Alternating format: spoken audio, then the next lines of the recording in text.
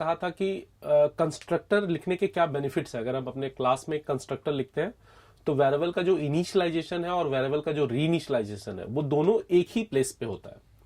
तो आज हम लोग बात करने वाले हैं इसके डेफिनेशन के बारे में और जावा में कितने तरह के कंस्ट्रक्टर होते हैं, तो इस पे हम लोग एक डिटेल बात करेंगे। तो यहाँ पे मैंने रेडीमेड नोट्स आपके लिए रखा हुआ है। तो पहले मैं इसको एक डायग्रामेटिक अप्रोच से समझाता हूँ कि कंस्ट्रक्टर है क्या, क्या क्या चीजें कंस्ट्रक्टर में होती है और क्या क्या चीजें हमें जब हम कंस्ट्रक्टर क्रिएट करते हैं तो कैसे वो कॉल होता है, क्या क्या चीजें हमें समझनी चाहिए कंस्ट्रक्टर में। तो इसके बारे में हम लोग वन बाय वन बात करते हैं। तो सबसे पहला जो चीज है वो ये है कि जब हम एक क्लास और मेथड का नाम अगर ये दोनों सेम हो जाए, मेरे क्लास का नाम और मेरा मेथड का नाम अगर ये दोनों सेम हो, तो जैसे कि आप यहां पे देख रहे हैं, तो मेरे क्लास का जो नाम है वो क्या है, टेस्ट, और मेरा जो मेथड है उसका भी जो नाम है वो क्या है, टेस्ट। तो अगर क्लास का नाम और मेथड का नाम ये दोनों सेम हो जाए तो हम उस मेथड को क्या बोलते हैं, उस मेथड को एक स्पेशल मेथड बोलते हैं जिसका नाम है कंस्ट्रक्टर। तो क्लास का नाम और मेथड का नाम अगर सेम हो तो उसको हम लोग क्या बोलते हैं, उसको हम लोग बोलते हैं कंस्ट्रक्टर। अब दूसरी जो ये इंपॉर्टेंट चीज है, जो सेकंड पॉइंट है वो ये है कि कंस्ट्रक्टर कभी भी कोई रिटर्न टाइप नहीं लेता। कंस्ट्रक्टर बाय डिफॉल्ट जो है वो क्लास ऑब्जेक्ट को रिटर्न करता है, तो इसलिए हम कभी भी कंस्ट्रक्टर में कोई रिटर्न टाइप यूज नहीं करते। इवन वॉइड भी आप नहीं लगा सकते हो, जबकि वॉइड का मतलब नो रिटर्न टाइप होता है, पर यहां पर आप वॉइड भी नहीं लगा सकते हो। अगर आपने कंस्ट्रक्टर के पहले, यानी आप सोच रहे हो कंस्ट्रक्टर है और आपने उसके पहले वॉइड लगा दिया या कोई रिटर्न टाइप लगा दिया, तो ऐसा आप समझ रहे हो कि वो कंस्ट्रक्टर है, बट कंपाइलर के लिए वो क्या हो जाएगा, कंपाइलर के लिए वो एक जनरल मेथड हो जाएगा और फिर वो ऑब्जेक्ट क्रिएट होते समय कॉल नहीं होगा, उसको आपको एक्सप्लिसिटली कॉल करना होगा। तो ये सेकेंड पॉइंट था। थर्ड पॉइंट जो है कंस्ट्रक्टर में, कि जावा में जब भी हम कोई क्लास लिखते हैं तो उस क्लास में कंस्ट्रक्टर है, उस क्लास में कंस्ट्रक्टर होगा। अगर आपने कंस्ट्रक्टर डिफाइन नहीं करा, जैसे कि मैंने खुद से कंस्ट्रक्टर डिफाइन करा है, तो अभी कोई डिफॉल्ट कंस्ट्रक्टर कंपाइलर ऐड नहीं करेगा क्योंकि मैंने इसे खुद से डिफाइन करा है। अब यहां पे एक बहुत इंपॉर्टेंट चीज मैं आपको बताना चाहता हूं, जो जनरली क्या होता है कि स्टूडेंट्स डिफॉल्ट कंस्ट्रक्टर और जो कंस्ट्रक्टर यूजर ने लिखा है उनको दोनों को मिक्सअप कर देते हैं। तो ऐसा ये बिल्कुल गलत कॉन्सेप्ट है। आपको क्या करना है, अगर आपने खुद से लिखा है कंस्ट्रक्टर, जैसे ये कंस्ट्रक्टर मैंने खुद से लिखा है, तो फिर ये कंस्ट्रक्टर का क्या नाम होगा, इस कंस्ट्रक्टर का नाम होगा no argument constructor, no argument constructor और पैरामीटर लेस कंस्ट्रक्टर। लेकिन सपोज इस कंस्ट्रक्टर को मैंने ना लिखकर इसने बाय डिफॉल्ट इसे कंपाइलर ने ऐड करा है, यानी जब आप कोई किसी तरह का कोई कंस्ट्रक्टर डिफाइन नहीं करते हो अपने क्लास में, तो कंपाइलर खुद ब खुद एक कंस्ट्रक्टर डिफाइन करेगा जो बिल्कुल ऐसा ही है। तो उस कंस्ट्रक्टर का नाम क्या है, उस कंस्ट्रक्टर का नाम है डिफॉल्ट कंस्ट्रक्टर। तो जब हम डिफॉल्ट कंस्ट्रक्टर बोले तो इसका मतलब यह है कि हम किसको रेफर कर रहे हैं, हम रेफर कर रहे हैं उस कंस्ट्रक्टर को जिसको कंपाइलर ने ऐड करा है। लेकिन अगर हम बोल रहे हैं नो आर्गुमेंट कंस्ट्रक्टर और पैरामीटर लेस कंस्ट्रक्टर, इसका मतलब वो भी उसी तरह का कंस्ट्रक्टर है, बट इसको कंपाइलर ने ऐड नहीं किया है, इसको मैंने खुद से लिखा है। तो अगर हम खुद से पैरामीटर लेस कंस्ट्रक्टर लिखते हैं तो वो नो आर्गुमेंट कंस्ट्रक्टर कहलाता है। इसके बाद जो नेक्स्ट पॉइंट जो मैंने लास्ट वीडियो में भी आपसे बात करा था कि कंस्ट्रक्टर एक बहुत ही इंपॉर्टेंट टॉपिक है, क्योंकि इसका जो मेन पर्पज है वो क्या है, टू कंस्ट्रक्ट द ऑब्जेक्ट। इसलिए इसका नाम कंस्ट्रक्टर है, इसलिए हम लोग इसे कंस्ट्रक्टर बोलते हैं, constructor. To construct the object we use constructor, इसलिए इसको हम लोग कंस्ट्रक्टर बोलते हैं। Construct the object means objects में जो भी इंस्टेंस वेरिएबल्स हैं, आपके ऑब्जेक्ट में जो भी इंस्टेंस वेरिएबल हैं, उन इंस्टेंस वेरिएबल को कंस्ट्रक्टर इनिशियलाइज करता है। अगर आप नहीं भी लिखते हो कंस्ट्रक्टर तो भी डिफॉल्ट कंस्ट्रक्टर उन इंस्टेंस वेरिएबल को इनिशियलाइज करता है विथ सम डिफॉल्ट वैल्यूज। तो ये बड़ा ही इंपॉर्टेंट रोल प्ले करता है ऑब्जेक्ट को कंस्ट्रक्ट करने के लिए। उसके बाद जो नेक्स्ट चीज है वो क्या है कि जैसे ही हम एक ऑब्जेक्ट क्रिएट करते हैं, of course in the main method, तो ये कंस्ट्रक्टर क्या होगा, ये कंस्ट्रक्टर खुद ब खुद कॉल हो जाएगा। यानी कंस्ट्रक्टर को मुझे एक्सप्लिसिटली कॉल करने की जरूरत नहीं। जैसे मेथड्स, अगर यहां पर एक्सेप्ट मेथड होता या डिस्प्ले मेथड होता तो मुझे उन मेथड्स को एक्सप्लिसिटली कॉल करना पड़ता after object creation. But constructor के साथ ऐसा नहीं है। कंस्ट्रक्टर के साथ क्या है, जैसे ही आपने ऑब्जेक्ट क्रिएट किया, कंस्ट्रक्टर क्या होगा, खुद ब खुद कॉल हो जाएगा। Constructor will automatically called and executed at the time of creating the object.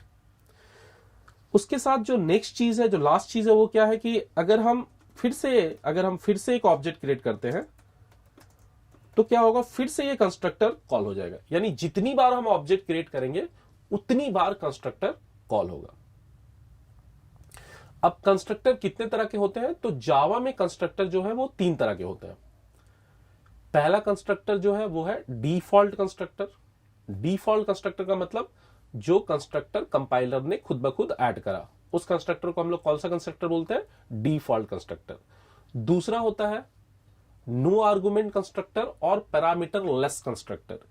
वैसे कंस्ट्रक्टर जिसको हमने लिखा है, प्रोग्रामर ने लिखा है, पर उस कंस्ट्रक्टर में किसी तरह का कोई पैरामीटर नहीं है, वो पैरामीटर लेस कंस्ट्रक्टर है, तो उसको हम लोग कैसा कंस्ट्रक्टर बोलते हैं, नो आर्गुमेंट कंस्ट्रक्टर।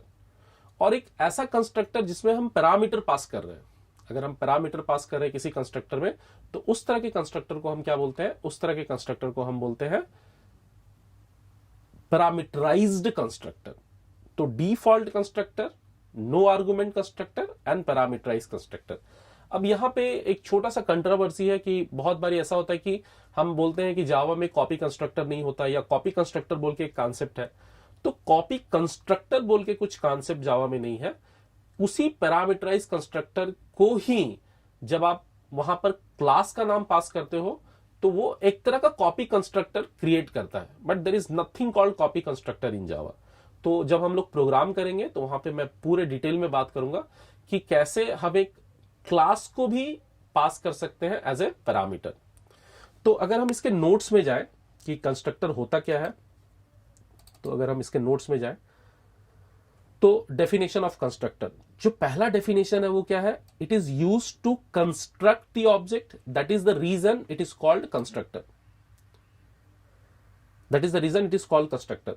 नेक्स्ट जो पॉइंट है, if the name of the class and the name of the method both are same, अगर आपका क्लास का नाम और आपका मेथड का नाम अगर ये दोनों सेम हो जाए, exact same, then it is called constructor, or in other words constructor is a special method whose name is same as class name। तो ये एक स्पेशल मेथड है जिसका नाम जो है वो क्लास नाम से बिल्कुल सेम होता है।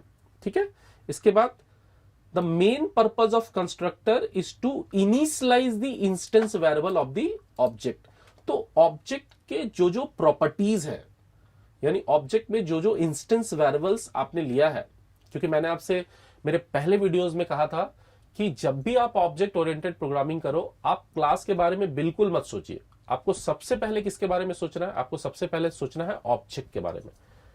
तो मैंने शायद एग्जांपल लिया था स्टूडेंट क्लास का, तो मैंने आपसे कहा था कि सबसे पहले आपके दिमाग में एक स्टूडेंट ऑब्जेक्ट दिखना चाहिए, एक बंदा दिखना चाहिए जो स्टूडेंट है। अब उस बंदे का नाम क्या है, वो हो गया नेम ऑफ द ऑब्जेक्ट। उस पर्टिकुलर पर्सन का बिहेवियर क्या है, वो हो गया मेथड्स। और उस पर्टिकुलर पर्सन का, उस पर्टिकुलर स्टूडेंट का प्रॉपर्टीज क्या है, वो हो गया वेरिएबल्स। तो इन वेरिएबल्स को इनिशियलाइज करने के लिए ही हम कंस्ट्रक्टर का यूज करते हैं। यहां तक कि अगर आपने इनिशियलाइज नहीं किया तो भी कंस्ट्रक्टर खुद ब खुद ऐड होगा, डिफॉल्ट कंस्ट्रक्टर, और उन इंस्टेंस वेरिएबल को डिफॉल्ट वैल्यूज के थ्रू इनिशियलाइज कर देगा। तो इंटरव्यू में बहुत बारी ये क्वेश्चन पूछा जाता है, what is the use of constructor. तो आपको सिंपली क्या आंसर करना है, constructors are used to initialise the instance variable of the object.